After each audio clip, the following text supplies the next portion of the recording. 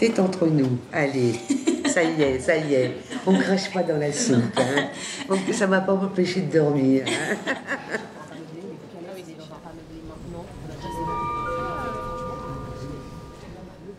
Votre attention s'il vous plaît. Depuis près de 50 ans, la BPI accueille ses visiteurs au Centre Pompidou, à Paris. Le dimanche 2 mars 2025, ses portes sont refermées pour une longue période de rénovation. Pendant 5 ans, la BPI se réinvente ailleurs, dans le quartier de Bercy. Pour garder vivante sa mémoire et célébrer ce lieu unique, le podcast Capsule BPI vous plonge dans l'esprit de cette bibliothèque à travers les témoignages de ses usagers et des agents qui y travaillent. L'épisode Drôle de BPI restitue des anecdotes qui racontent la bibliothèque, des souvenirs, des habitudes incongrues et des événements étonnants. À la rentrée, quand c'est le week-end de fois, c'est parce qu'il y a beaucoup de monde. Donc il y a la file d'attente qui est là, qui est longue, la queue. Donc les gens, il y a d'autres qui n'aiment pas faire la queue, quoi.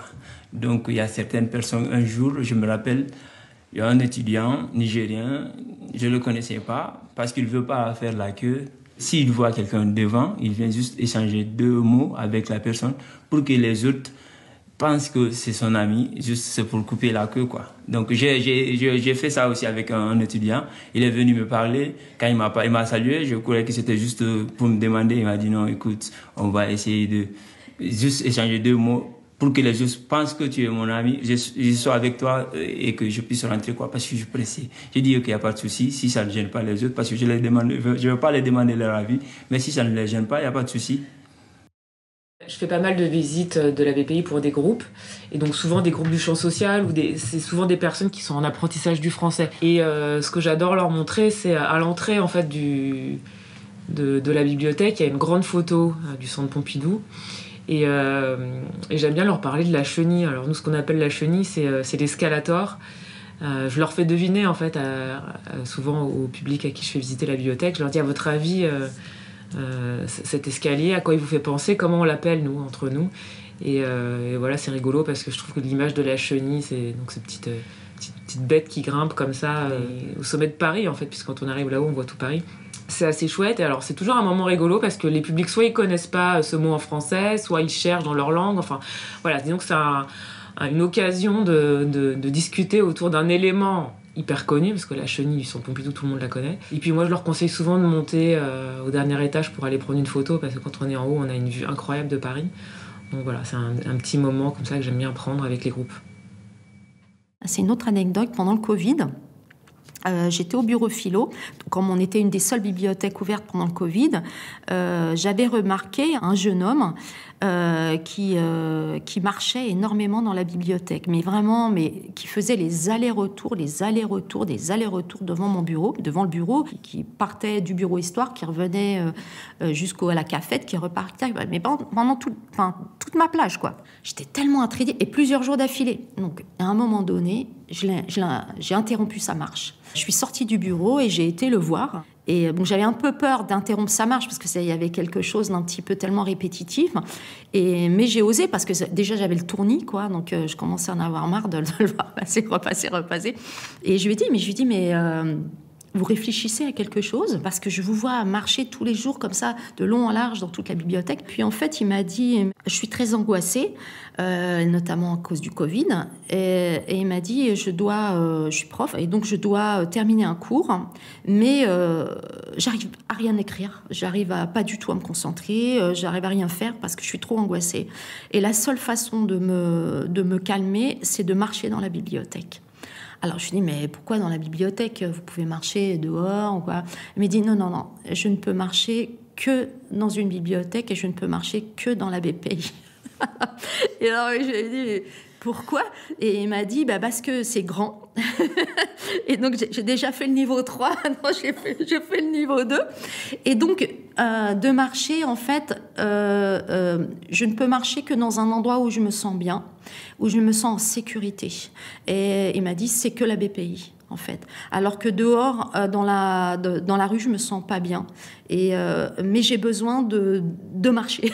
Donc, le seul endroit que j'ai trouvé pour marcher vraiment suffisamment longtemps, c'est la BPI. Et j'avais trouvé ça effectivement un bon moyen, quoi, de se faire du bien. Il y a une autre chose, alors, au niveau des usagers, alors là, c'est à mourir de rire. Les gens ici me connaissent, certains qui sont habitués, ils me voient sortir mes lavettes. Là, vous savez, qui détruisent 99,9% des bactéries. Je sors ma petite lavette et vas-y que je te rate. Viens, monsieur, un jour, il me dit, qu'est-ce que ça pue? Oh, c'est pas possible, il me dit, elle est folle. Hein. J'ai dit, écoutez, monsieur, soyez poli. Ah non, qu'est-ce que c'est que cette odeur? Éloignez-vous. Alors, quand je le voyais, je m'éloignais pour passer mon petit... Je m'appelle Blandine, je travaille à la BPI depuis à peu près 5 ans et je suis programmatrice pour le service développement culturel et actualité. Donc ça veut dire que je participe aux programmations du service et plus particulièrement je suis en charge du festival Effraction, qui est un festival qui prépare là, sa 6e édition. J'ai des souvenirs pendant le festival, donc au Forum -1, où, par exemple, on attendait un acteur, alors là, je dirais pas son nom, mais un acteur célèbre qui venait pour une lecture et qui n'arrivait pas à l'heure où devait commencer la rencontre. Et donc, tout le monde attendait en bas, il y avait 100 personnes qui attendaient et j'étais vraiment en stress avec... je pense qu'on communiquait quand même avec lui par SMS, je ne me rappelle plus trop. Et j'attendais devant l'entrée du personnel, il arrive en taxi et j'étais vraiment en stress. Et puis, il est arrivé... Mais genre, la rencontre commençait à 17h, il est arrivé à 17h01 ou 2, quoi.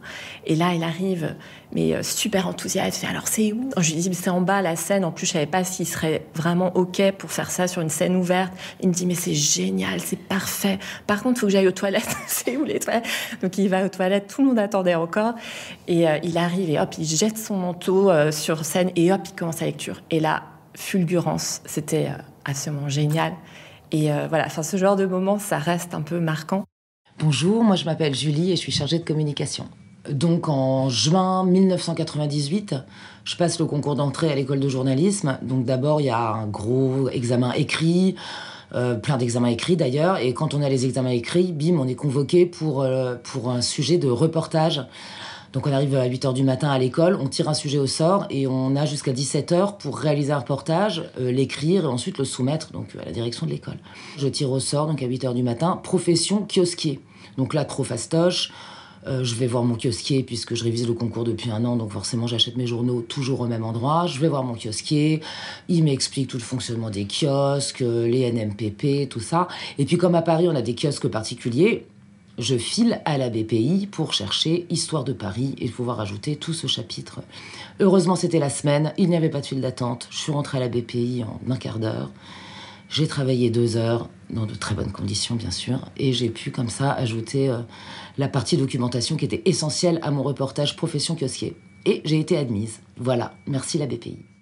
Je m'appelle Maïta, je travaille pour le service art et littérature et je suis chargée de collection pour l'architecture et le patrimoine. En 2004, pour la Nuit Blanche, il y a eu ce moment de chorégraphie avec la compagnie Julie Desprairies. Son principe, c'est de faire lire l'architecture par la danse et en faisant intervenir les personnes qui y travaillent. Donc ça peut être dans une usine, une scierie. Là, c'était en fait un duo de danseurs et de bibliothécaires. Donc on montrait nos gestes quotidiens qu'on faisait au bureau de service public à notre duo danseuse. Elle réfléchissait et elle nous proposait une chorégraphie qu'on faisait ensuite toutes les deux exactement synchronisée. Et en fait, ça a été un moment extraordinaire parce que ça nous permettait de voir nos gestes quotidiens complètement autrement. Donc c'est comme une comédie musicale. Et c'était très beau, très poétique. Elle a fait aussi danser sur la coursive. En fait, son bureau était dans un immeuble qui était juste en face du centre, sur la piazza. Et ce qui fait qu'en fait, elle avait demandé à toutes les personnes de son immeuble de se mettre à leur fenêtre et ils ont fait une espèce de ballet avec les livres à la main, d'écho, en même temps entre les personnes, chacune à la fenêtre de ce petit immeuble qui faisait une fenêtre par étage et les danseurs qui étaient sur la coursive et qui se répondaient avec un mouvement de livres.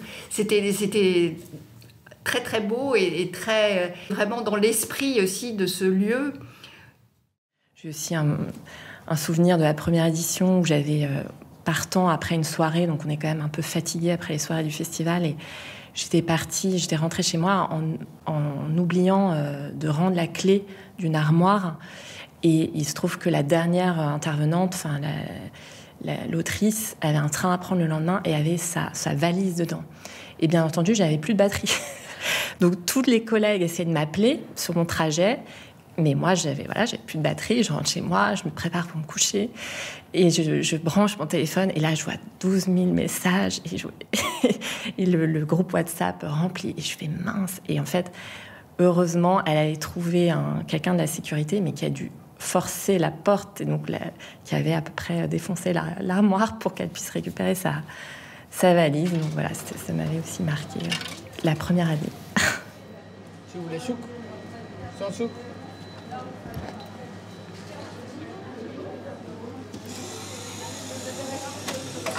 Oui, en vrai, on prend toujours à peu près la même chose. Ouais. Tout le temps. Ouais, les cafés. Il y a une amie à nous qui prend des kiris là-bas. Là, c'est sa petite habitude ici.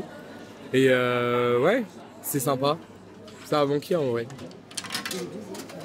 C'est vrai qu'il y a des petits moments de vie un peu... Parce qu'on n'a pas parlé des à côté, mais il y a aussi cette salle café où parfois on prend une pause. L'été, on peut aller sur la petite... ouais, comment vous appelez ça ? Ouais, sur la coursive.